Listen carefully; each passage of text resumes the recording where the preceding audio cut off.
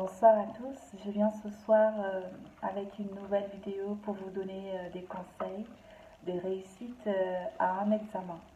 Cette fois-ci, je vais vous donner des conseils pour réussir la partie 1 du CIA, Certified Internal Auditors. Voilà, que j'ai passé il n'y a pas longtemps et que j'ai réussi à la première tentative. Sachez également que je suis certifiée CISA, le CISA qui est le Certified Information System Auditors. Alors, comment j'ai fait pour me préparer et réussir la première partie du CIA, excusez-moi pour l'accent en anglais. Voilà, tout d'abord, il faut avoir le bon matériel, les bons documents adéquats. Voilà, donc ça commence par la Bible de la partie 1 du CIA, de l'Institute of Internal Auditors. Donc, ce que je faisais, c'est que je lisais chaque chapitre de la partie 1. Donc, la partie 1 du CIA est composée de 6 chapitres que vous connaissez, donc je ne vais pas rentrer dans les détails. Je lisais le chapitre et j'allais à la suite du chapitre répondre aux questions, au quiz sur le site web www.learningsci.com, donc le site web associé au livre de chaque partie. Sachant que quand on répond au quiz, il faut avoir, comme eux-mêmes ils le disent sur leur site web, un score de 80% de bonnes réponses.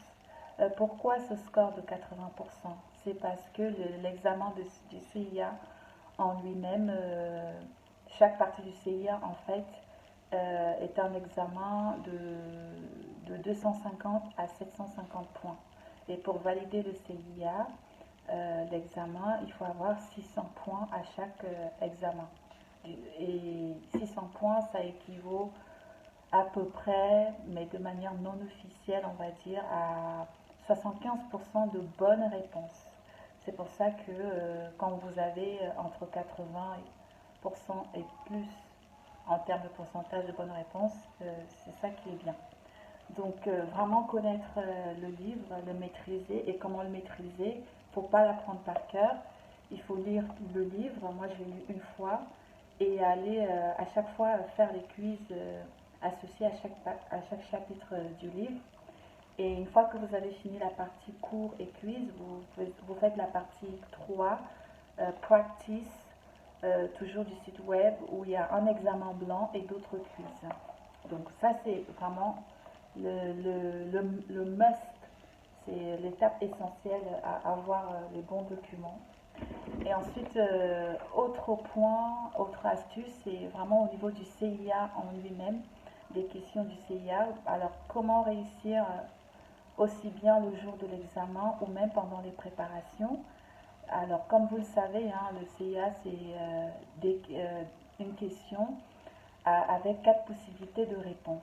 Donc, à chaque question, il est primordial de d'identifier parmi les 4 réponses possibles la mauvaise réponse, c'est-à-dire la réponse qui n'a aucun sens, qui est fausse.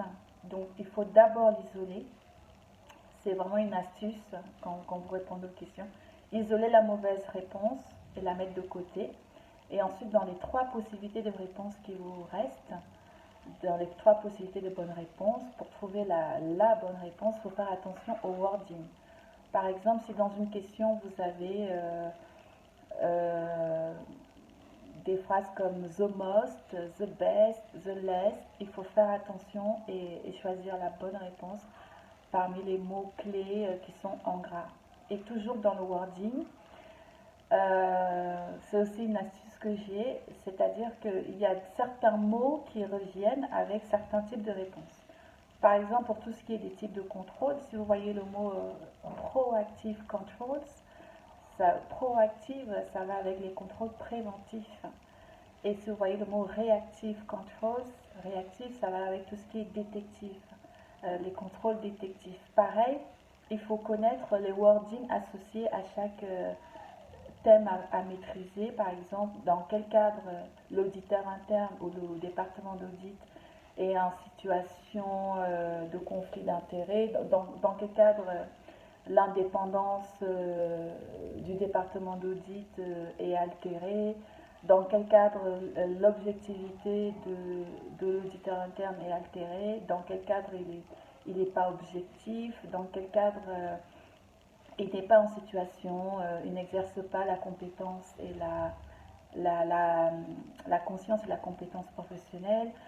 Vraiment connaître les mots liés à la partie, par exemple, causaux, référentiel contrôle interne causaux, partie contrôle interne, la partie, par exemple, causaux ERM, mais dans l'approche du risk management, l'identifier, quelle est la différence entre le causaux ERM et, par exemple, ISO 31000 sur les risk management. Vraiment connaître chaque concept, et pour bien connaître les concepts de ce bouquin, il faut faire les quiz, comme je l'ai déjà dit. Et autre point aussi pour réussir les questions, parmi les trois questions possibles, parmi les trois bonnes réponses possibles, pardon, suivre votre intuition.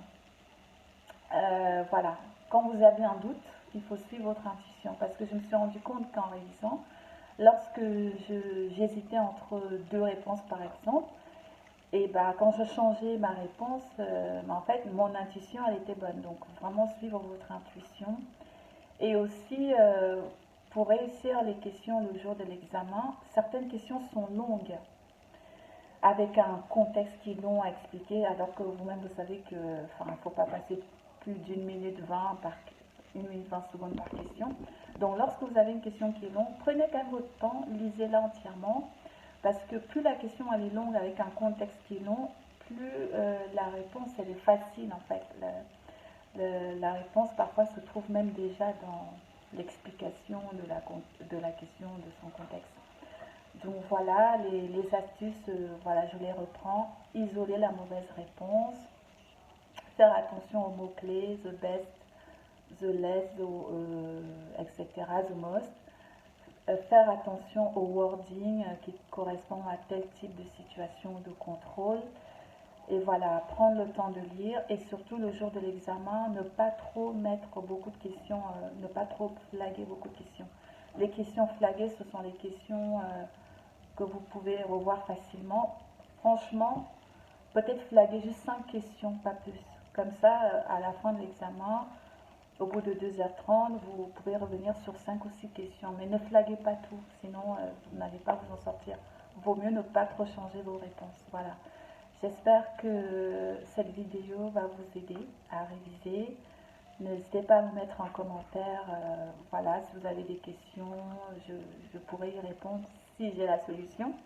Je vous souhaite bonne chance et pour ma part, je vais continuer de préparer les deux autres parties du CIA. Bonne soirée à vous. Merci et à bientôt.